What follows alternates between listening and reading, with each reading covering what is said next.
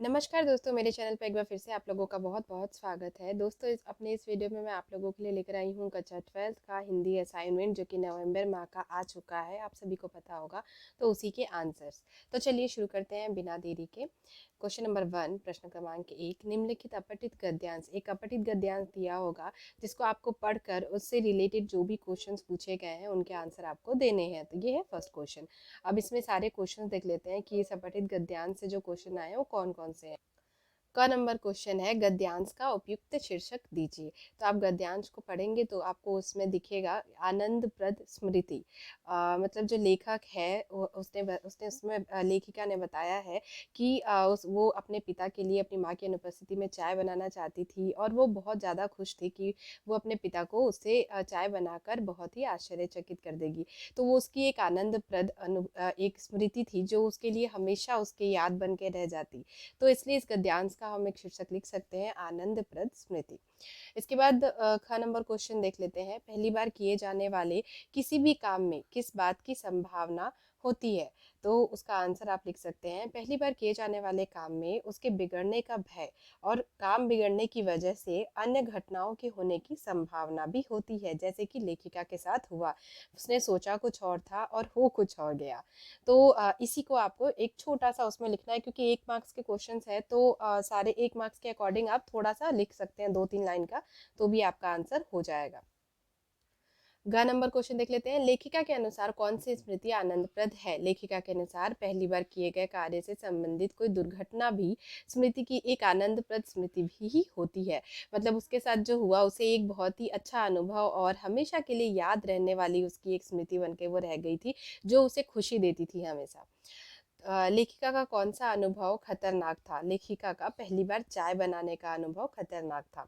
लेखिका ने क्या सोचकर चाय बनाने का निर्णय लिया? लेखिका ने सोचा कि माँ की अनुपस्थिति में चाय बनाकर वह अपने पिता को चाय पिलाकर आश्चर्यचकित कर देगी। यही सोचकर उसने चाय बनाने का निर्णय लिया था। 4 नंबर क्वेश्चन चाय का रंग काला ही बना रहा क्यों?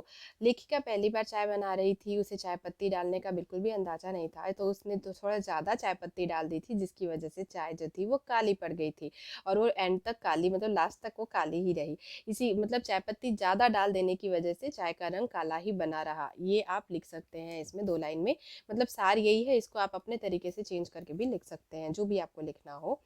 उसके बाद 6 नंबर क्वेश्चन लेखिका की उम्मीदों पर किस प्रकार पानी फिर गया? लेखिका अपनी माँ की अनुपस्थिति में चाय बनाकर अपने पिता को आश्चर्यचकित कर देना चाहती थी, इसलिए वह रसोई में जाकर चाय बनाने की कोशिश करती है, परंतु ज्यादा चाय पत्ती डालने के कारण चाय का रंग काला हो जाता है और चाय छानते समय उसका हाथ गिलास पर लग जाता है और चाय जो है वो गिर जाती है, जिससे उसका पैर भी जल जाता है।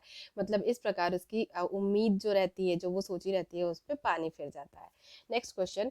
अब इसके बाद प्रश्न क्रमांक 2 देखेंगे हम। इसमें काव्य, पहले गद्य दिया था, मतलब पहले अपठित गद्यांश हमने देखा, उसके बाद अब निम्नलिखित काव्यांश को पढ़कर पूछे गए प्रश्नों के उत्तर दो। उसके बाद इसमें जो आप देखेंगे, उसके बाद इसके क्वेश्चंस देख लेते हैं। कवि यह क्यों कहते हैं कि अच्छा होता दुख कभी न होता? तो कवि यह इसलिए कहते हैं क्योंकि यदि दुख नहीं होता तो सभी लोग प्रसन्न रहते, कोई भी रोता हुआ नहीं मिलता। यही कारण है कि कवि कहता है कि अच्छा होता अगर दुख नहीं होता। ख नंबर हर जगह सुख होने पर घर घर में क्या होता? तो कवि के अनुसार हर जगह अगर सुख होता तो सभी लोगों के हृदय में सरस तरंगे उठती रहती और सभी के लोगों के घरों में आनंद की बधाइयां बजती रहती। उसके बाद ग नंबर क्वेश्चन सुख से जनता पर क्या असर होता? हर जगह सुख होने पर जनता बहुत ज्यादा प्रसन्न होती, सभी लोगों के चेहरे पे चंद्र के समान खिलते सभी लोगों के चेहरे चंद्र के समान खिलते दिखाई पड़ते और सुख होने से जनता हर समय प्रफुल्लित रहती। घ नंबर इस काव्यांश का भाव लिखिए। इस काव्यांश का भाव है कि बहुत ही अच्छा होता यदि हर जगह सुख होता तथा कोई भी दुखी नहीं होता, कोई रोता नहीं, अर्थात सभी लोग प्रसन्नता के साथ जीते। उसके बाद क्वेश्चन नंबर 3, इसमें हमेशा 5 क्वेश्चन होते थे पर इस बार 3 क्वेश्चन ही दिए हुए हैं।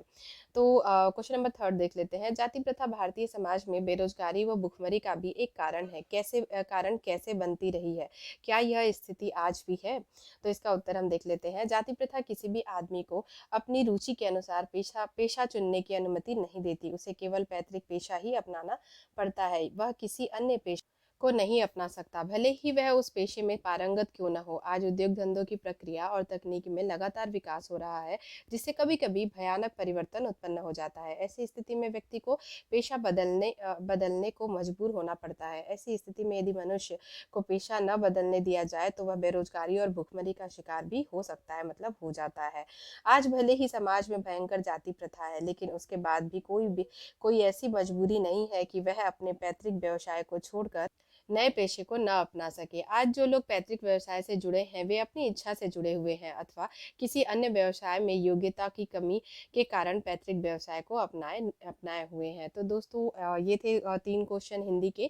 आपको दूसरे सब्जेक्ट के भी जिस जिस सब्जेक्ट के भी क्वेश्चन आंसर चाहिए सो आप मुझे प्लीज़ कमेंट करके बताएं, मैं ज़रूर आप लोगों को प्रोवाइड करने की पूरी कोशिश करूंगी। वीडियो पसंद आई हो तो प्लीज़ वीडियो को लाइक कीजिए, और अगर अभी तक आपने मेरा चैनल सब्सक्राइब नहीं किया तो चैनल को सब्सक्राइब कर लीजिए, बेल आइकन को जरूर प्रेस कर दीजिएगा ताकि जो भी मैं वीडियोस डालूं एटलीस्ट उसकी नोटिफिकेशन आप तक पहुंच सके। Thank you for watching my video. Thank you and take care.